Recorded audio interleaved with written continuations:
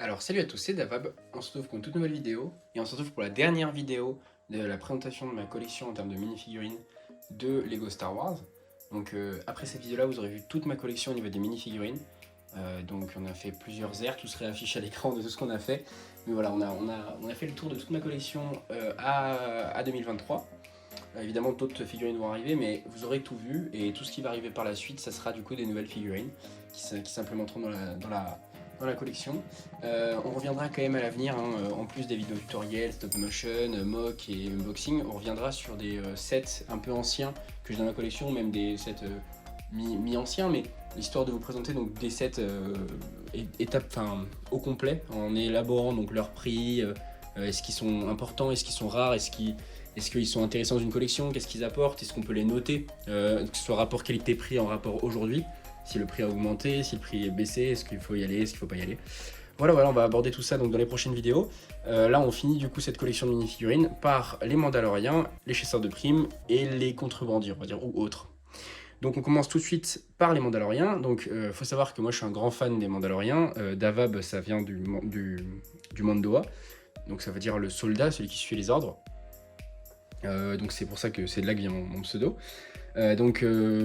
C'est pour ça que je me suis beaucoup impliqué donc, dans les Lego Mandaloriens. J'ai toutes les boîtes possibles en termes de soldats de Mandalore, sauf la dernière en date, donc le chasseur Mandalorien avec je crois le Mando, un Mandalorien partisan et un taille, comment il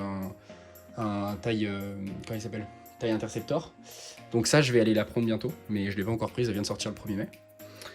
Donc pour ça, j'ai tout ça en termes de figurines qui sont en allégeance avec, ils font partie des Swatch, donc en allégeance avec Bo-Katan ou Prévisla. Donc on peut voir donc les fameux soldats de l'escouade du Battle Pack qu'on pouvait avoir. Attendez, j'essaie de faire le focus. Je vais faire avec le téléphone, avec la main, voilà. Donc là on a une petite tourelle, donc mes doigts ne se sont pas améliorés parce que j'ai tourné la vidéo sur la résistance juste avant, donc mes doigts sont toujours abîmés, hein, vous inquiétez pas, c'est toujours dû au dissolvant, faut pas s'inquiéter, ça va vite se rétablir, c'est juste que c'est le premier jour où ça se dégrade, donc c'est comme ça. Mais mettez bien des gants, hein, vous faites pas avoir comme moi. Donc là on peut en voir un, j'en ai 5, ouais 5 c'est ça, 5 mais un qui a un casque un peu différent, donc les voici, hop. J'en ai également du coup d'autres styles. On peut voir qu'ils ont des pistolets que j'ai récupérés sur AliExpress dans des packs, des lots de pistolets en lien avec Star Wars. Donc on peut voir que là c'est des blasters qui ressemblent vraiment aux blasters mandaloriens. Je sais pas pourquoi il fait pas le focus. Voilà. Donc ça c'est mon deuxième. J'en ai un auquel j'ai mis une visière. Il a l'avant qui est un peu abîmé. Mais voilà, une petite visière. Et enfin, j'en ai un dernier qui d'ailleurs malheureusement n'a pas... Enfin, malheureusement et heureusement, en fait je n'ai pas de figurine de Jango Fett. Et celui-là, le vendeur qui me l'avait vendu à l'époque, a confondu, il m'a mis un casque de Jango Fett plutôt que mettre le casque d'un soldat de la Death Watch. Du coup, j'ai un casque de Jango Fett. Alors est-ce que c'est un vrai? Il me semble, même s'il a une forme un peu bizarre. Ouais, Lego, c'est un vrai. Mais voilà, j'ai un casque de Jango Fett, donc c'est toujours mieux qu'un casque de soldat de la Death Watch. Donc voilà, moi je suis assez content de l'avoir, ça le différencie des autres. On a le nouveau Mandalorien de 2022 qui est du coup le compatriote de Bo-Katan. Donc c'est le Mandalorian royaliste, le soldat Mandalorian royaliste. On a également Bo-Katan Kryze, voilà, magnifique Bo-Katan. Qui est du coup pas la version de 2023 qui fait référence à la version de la série Mandalorian, mais c'est la version de The Clone Wars saison 7. Donc c'est très sympathique parce qu'elle est complètement en cohérence avec mon armée. Là où les nouvelles boîtes qui vont sortir, excusez-moi ça n'a pas fait le focus, là où les nouvelles boîtes qui vont sortir seront moins en cohérence, qu'elles seront plus référence à la postlogie, donc ce qui est ici, plutôt qu'à cette partie-là qui est destinée à la prélogie. Donc voici quand même Prévisla. Je sais pas pourquoi le focus se fait vraiment pas, c'est une galère. Voilà Prévisla. Donc malheureusement il a un POC sur l'avant du casque.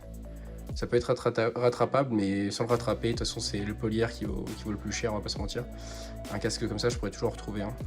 Donc voilà mon petit Prévisla. Hop, magnifique.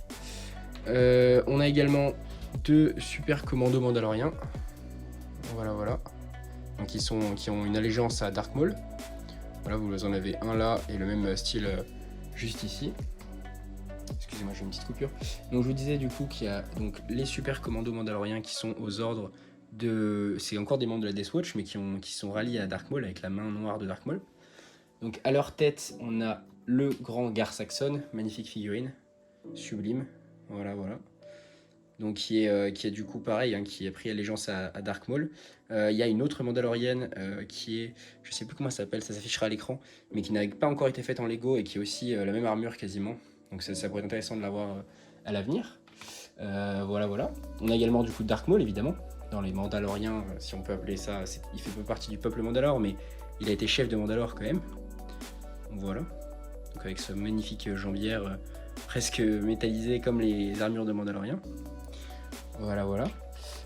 On a également du coup tous mes Boba Fett, donc j'en ai 4. J'ai du coup la version test en blanc, qui me rappelle vachement les Mandaloriens impériales, justement sous Gar Saxon pendant l'Empire.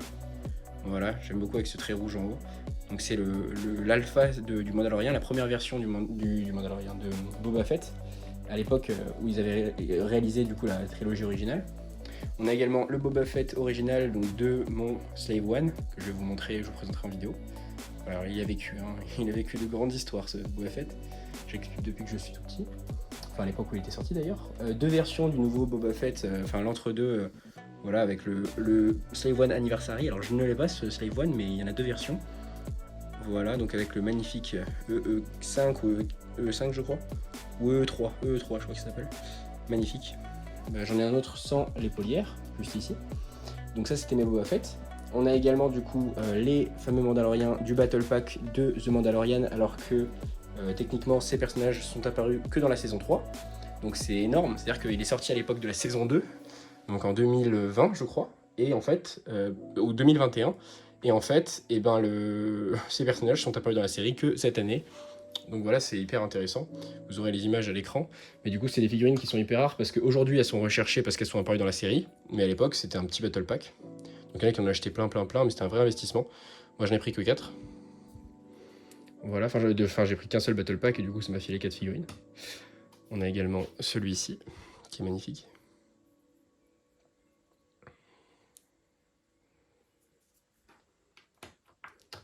Et enfin, celui-ci qui reprend l'esthétique à peu près du casque du fils de Paz Vizsla.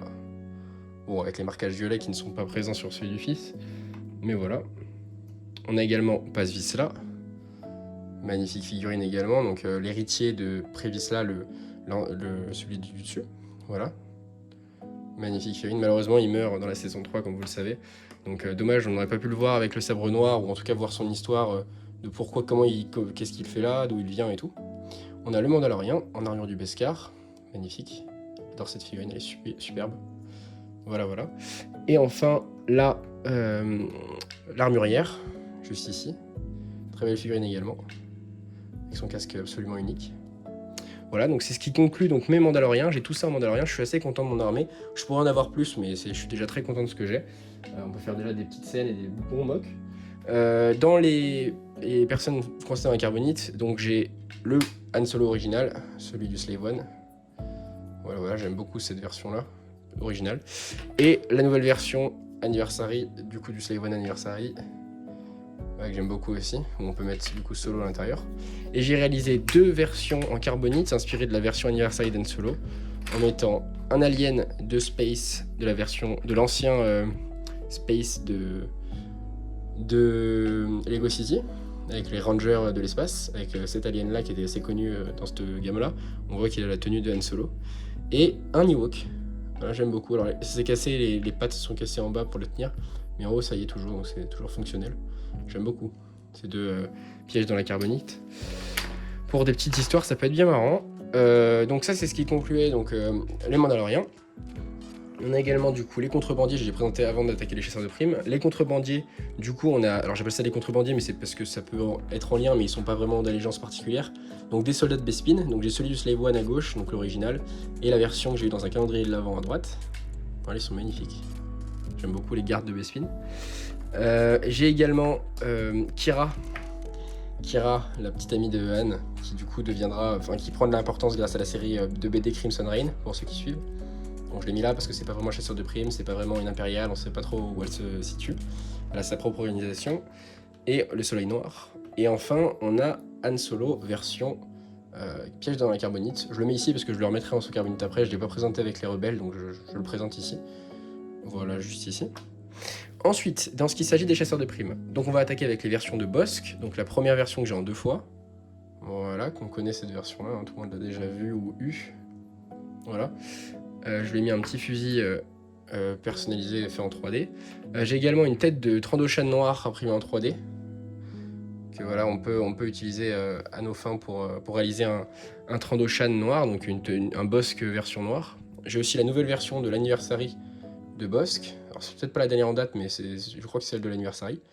Du Battle Pack des chasseurs de primes. Donc j'ai mis un petit fusil custom et voilà, enfin je trouve très très belle cette figurine de Bossk. Beaucoup de détails. Alors excusez-moi, j'ai eu une petite ellipse encore une fois. Du coup on était à Bossk, voilà que j'aime beaucoup cette figurine là. On a également du coup un soldat, enfin un Pikes, voilà que je trouve absolument magnifique, c'est une de mes figurines préférées. Qu'on pouvait voir dans le Faucon Millennium de Solo Star Wars Story. Je l'adore cette figurine. Surtout qu'on peut faire tellement d'histoires, alors il m'en manquerait un peu plus, il m'en faudrait un peu 3-4 des Pikes. Mais les Pikes, c'est absolument génial quand tu connais toutes leurs histoires au niveau des syndicats criminels. Ou avec Maul, avec les Mandaloriens, avec le Soleil Noir, on peut faire des dingueries avec les Pikes. Donc c'est vraiment génial d'en avoir une. Il y a également Suji, ou Suji, de The Clone Wars. Voilà. Une Zaprak. Très belle figurine également.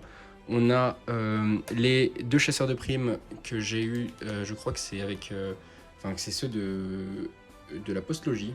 Donc avec le Faucon Millennium de la postlogie. Il me semble que c'est ça. Faudrait voir, mais je crois que c'est eux. Donc il faudrait voir, je pense que ça va être dans le clan de... Comment on appelle ça? Le clan avec un nom un peu chinois ou japonais asiatique, quoi. Oh, j'ai oublié le nom. Mais bon, le clan, voilà, un des 2 qui attaque le vaisseau du Faucon Millennium. D'ailleurs, enfin, non, même pas le Faucon, ils attaquent le vaisseau de Han où ils transportent les Raftars. Il y en a un deuxième ici.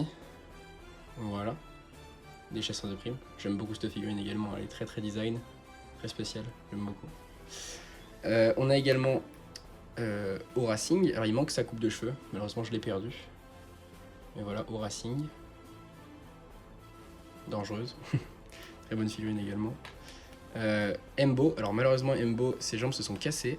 Donc j'ai plus qu'un Embo qui peut être assis, tétraplégique, mais le pauvre Embo, bah voilà, ses jambes se sont cassées. C'est le fameux problème du Dark Red et du Tan, enfin et du marron. Mais voilà, très belle figurine, dommage parce qu'elle vaut cher, donc les jambes d'Embo, malheureusement, c'est pas pour tout de suite que je vais retrouver. Il y a aussi IG88 nouvelle génération, donc de l'époque de l'anniversary, donc du Slave One Anniversary. Magnifique. Il y a aussi Dangar. Alors attendez, hop, je vous sors Dangar. Dangar, première génération avec le Slave One de première génération.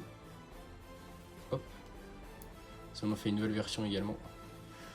Il reste 4 l'homme. Le droïde 4 l'homme du Battle Pack des chasseurs de primes. J'adore cette figurine également avec ce casque, enfin cette tête complètement designée. Et enfin pour conclure, le dernier chasseur de primes de ma collection et pas des moindres, très très rare, Zam Vessel de la course poursuite sur Coruscant.